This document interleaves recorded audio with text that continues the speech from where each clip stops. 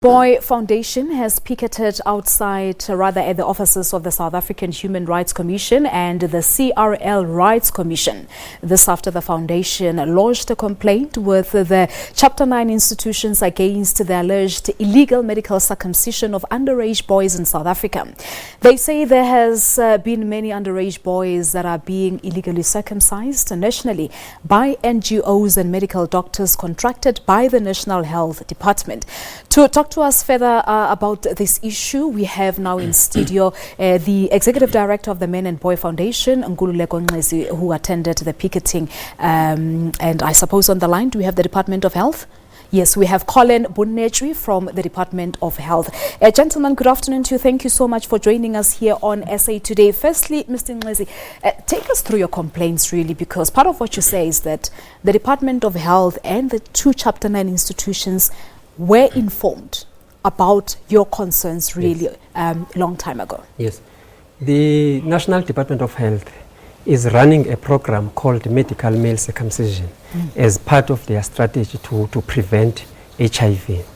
Now, what then has happened is that it's being supported by American agencies, USAID, CDC, and PEPFAR, to run this medical male circumcision program. In turn, these agencies, they contract NGOs and medical doctors to go and circumcise. What has happened is that these NGOs and medical doctors are circumcising boys that are underage in terms of the Children's Act, because the Children's Act is clear that no boy who's under 16 years must be circumcised. They have to seek there must be a medical, there must be a beside the parental consent, there must be a medical sign off by a doctor to say based on medical reasons.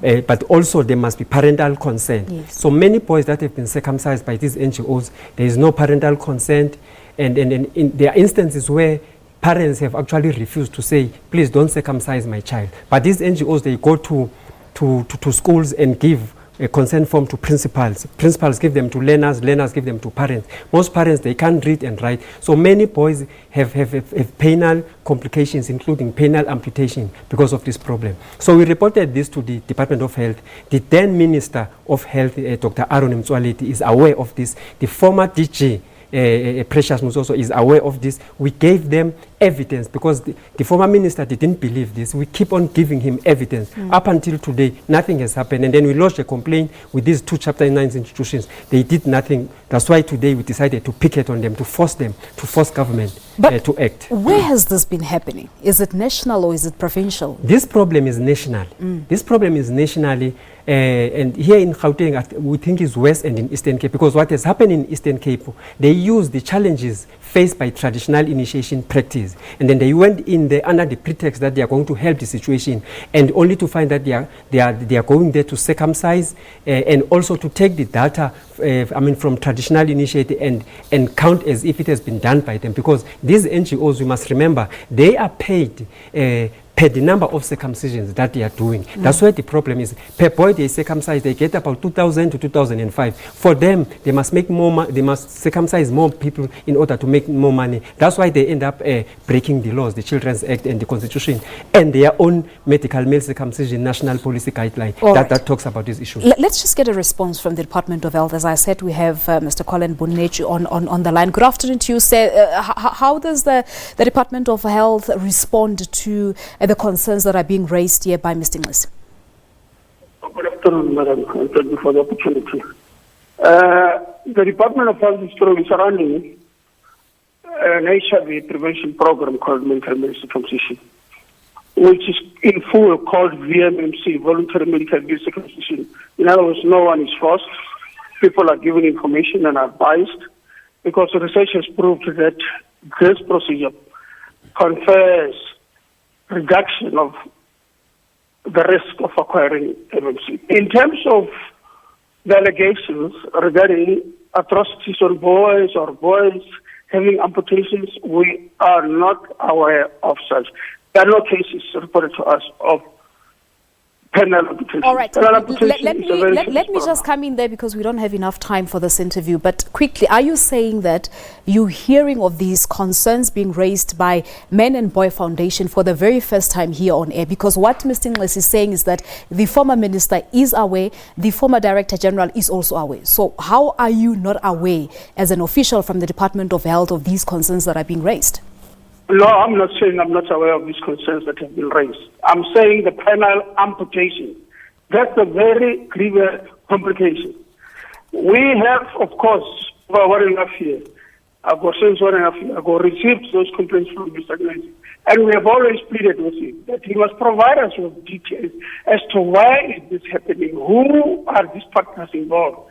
Because this program is driven by doctors who themselves are registered with the Health Council.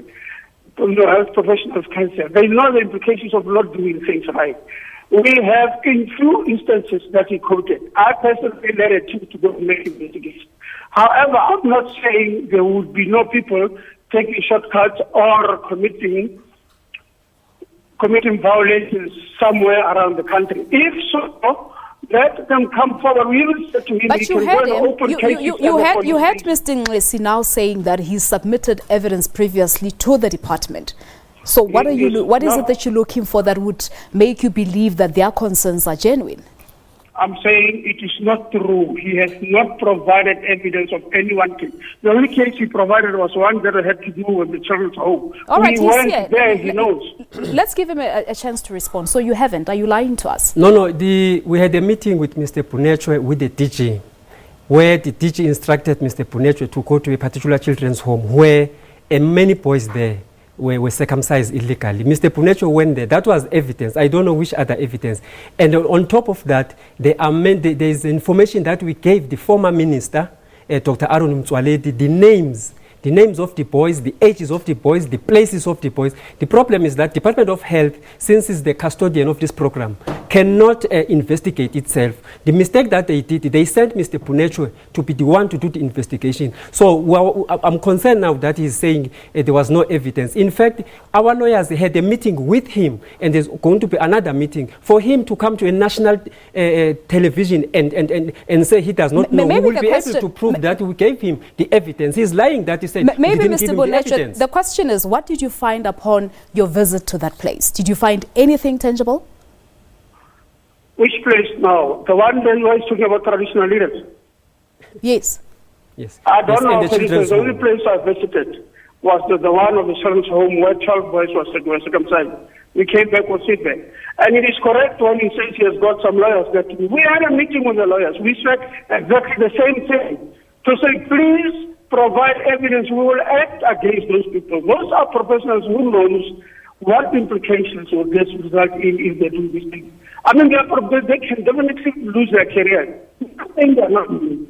I think provide the case. There's not a single one where he said, there's Mother Maria so-and-so, the son is Opa so-so in this street, the doctor who. All right, because now it's your word against his. Let's just conclude this by saying that will you provide Mr. Bonnecwe with the evidence that he requires, and then you both come back to us to tell us what the truth in this matter is, because now we're going to and fro and we're not getting to the bottom of this we're issue. Not going to give Mr. Bonnecwe the evidence. Why we not? are going to give the evidence to the minister and our lawyers. In fact, the evidence is already there. But he's part of the Department of Health. Why not give it to him? He's a programs manager. He's conflicted. That's why he will do whatever it takes. Because there are also some allegations of corruptions between these NGOs and some staff in the National Department of Health. The evidence is there. We can bring the evidence to you.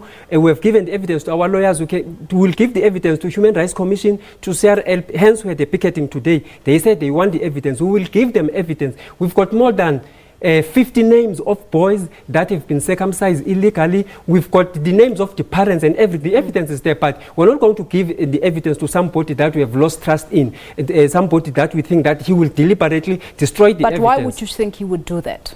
Because we've been conflicted. He's conflicted, because he's a programs manager. All these NGOs, they report to him. His responsibility is to make sure that his MMC program meets the targets, because the problem, they've got targets. And also, but if the programs manager, how do you become conflicted? We've already given What has he done? We have already given him the information, the evidence. The evidence that today he is disputing, we have given him the names of these NGOs.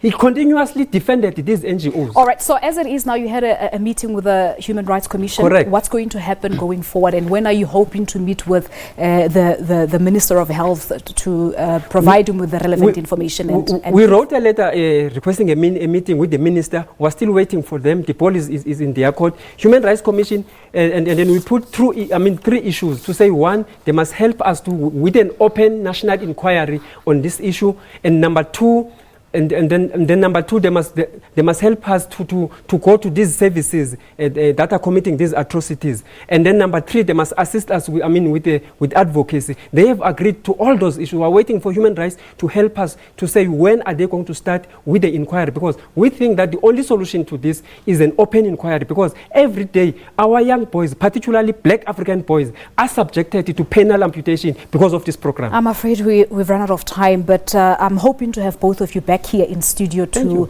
take a look at this issue further. Nkululeko Nxesi, Executive Director of the Men and Boy Foundation, and on the line we also had Mr Collen Bonnecwe from the Department of Health. So until we get to the bottom of this issue, I believe we'll have you back in studio to actually take this matter further with all the relevant stakeholders. We are now taking a quick break.